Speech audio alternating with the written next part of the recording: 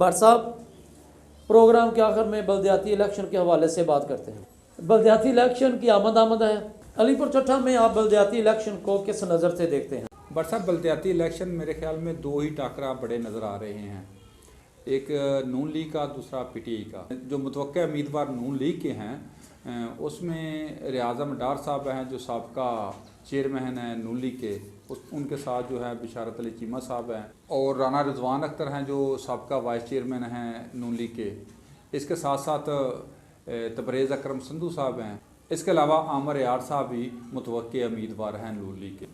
मेरे पास जो मुतवक्किल खबरें आ रही पीटी के हवाले से, शौकत ज़मान चट्टा साहब हैं, तसद्दुक़ महमूद टीएम भट्ट साहब हैं, इसके अलावा वकार अहमद चट्टा साहब हैं, आगा बाबर, ज़हीम अफजल चट्टा साहब, इसके अलावा शेख इत्शाम और इसानुल्लाह खेवा साहब भी मुतवक्किल उम्मीदवार हैं, बल्कि इनको समझ लेकर मजबूत उम्मीदवार हैं। जिनके चेयरमैन विन करेंगे उसके बाद ही दूसरे के सर पे सेहरा सजेगा। तो ये उम्मीदवार हैं दोनों तरफ से जो मेरे पास इतलात आ रही हैं। भट्ट साहब, पीटीआई के लिए बहुत तलख कहक हुए हैं केपीके में कि उनका अपना घर है और घर में बहुत मार पड़ी है।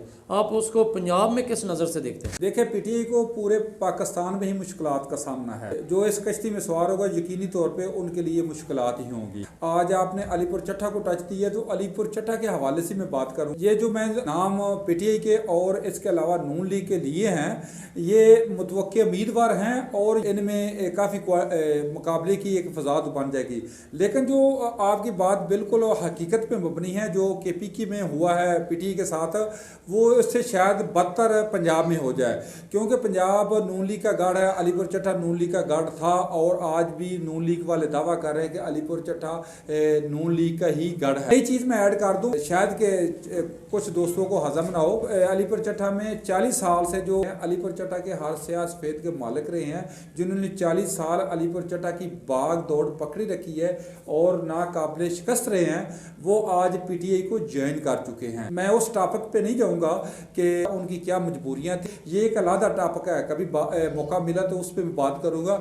लेकिन ये हकीकत ये तस्लीम करनी पड़ेगी कि उनका एक हल्का बाप भी है, उनके हर वार्ड में वोट भी हैं और 40 साल वो इक़्तिदार के मज़े भी ले चुके हैं। इस चीज़ को भी सामने रख कर फैसला करना होगा कि पीटीआई और नून लीग में कितनी मुकाबले की फ़ज़ा बनती है। इसमें कोई शक नहीं, नून लीग का वोट बड़ा है, जितनी मुश्किलात हुई हैं, लेकिन नून लीग का मुराल बुलंद हुआ है। बेशक इनके कैदीन पे जितनी भी इल्ज़ाम तराशी हुई, लेकिन वक्त ने साबित किया नून लीग का मुराल बुलंद हुआ है, डाउन नहीं हुआ, इनका बैंक बैलेंस बड़ा है।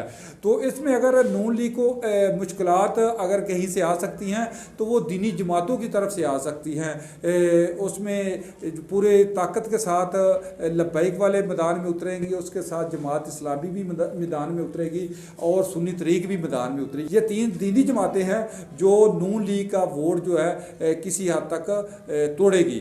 लेकिन पीटीआई के लिए तो मुश्किलात ही मुश्किलात हैं। भट्ट साहब, अगर महंगाई के हवाले से देखा जाए, अगर गैस की हवाले से देखा जाए, पेट्रोल के हवाले से देखा जाए, ज़रूरियात ज़िंदगी की हर अशिया में पीटीआई ने खातर खा इजाफा करके अवाम की ज़िंदगी को मुश्किलात से दो चार कर दिया है।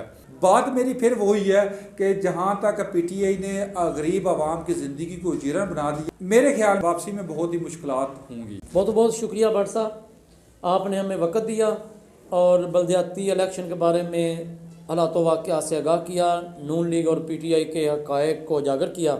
लेकिन ये तो वक़्त ही बताएगा कि ये बल्दियाती निज़ाम का सेहरा किसके साथ सजता है।